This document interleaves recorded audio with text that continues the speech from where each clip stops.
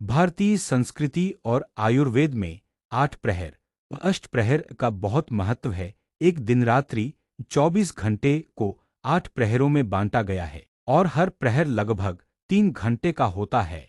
ये प्रहर समय और दैनिक जीवन की गतिविधियों को व्यवस्थित करने के लिए बनाए गए थे, खासकर योग, ध्यान, पूजा पाठ और स्वास्थ्य के अनुसार जीवन शैली को संतुलित करने हेतु। यहाँ 8 प्रहरों के नाम, समय और उनके नियम दिए गए हैं। एक प्रथम प्रहर प्रातःकाल और सूर्योदय से पहले 3 AM 6 AM।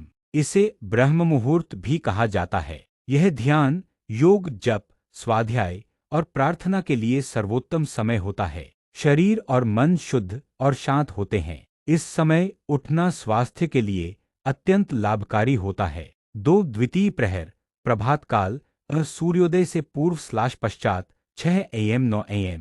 दैनिक क्रियाएं, नित्यकर्म जैसे स्नान, पूजा और नाश्ता करने का समय। मानसिक और शारीरिक सक्रियता बढ़ती है। कार्य प्रारंभ करने के लिए उत्तम समय। 3 तृतीय प्रहर पूर्वाह्न 9 AM 12 PM।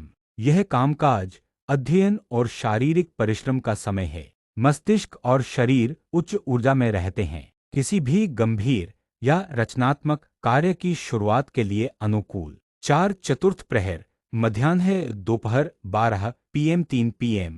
भोजन और थोड़े विश्राम का समय। सूर्य उच्चतम स्थिति में होता है, इसलिए इस समय शरीर को ठंडा रखने के लिए हल्का भोजन करना चाहिए। मानसिक कार्य की तुलना में शारीरिक कार्य बेहतर होते हैं। 5 पंचम प्रहर अपराह्न दोपहर बाद 3 PM 6 PM। पुनः कार्य और गतिविधियों का समय। व्यायाम या बाहरी कार्यों के लिए उचित समय। मन कुछ थकावट महसूस करता है, पर कार्यों की पूर्ति की जा सकती है। 6 षष्ठ प्रहर सायंकाल और संध्या समय 6 PM 9 PM।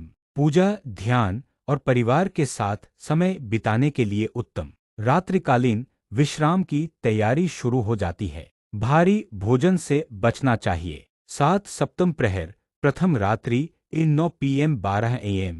नींद का समय। शरीर को विश्राम देना अनिवार्य है। देर रात तक जागना स्वास्थ्य के लिए हानिकारक माना जाता है। 8 अष्टम प्रहर द्वितीय रात्रि मध्य रात्रि 12 AM।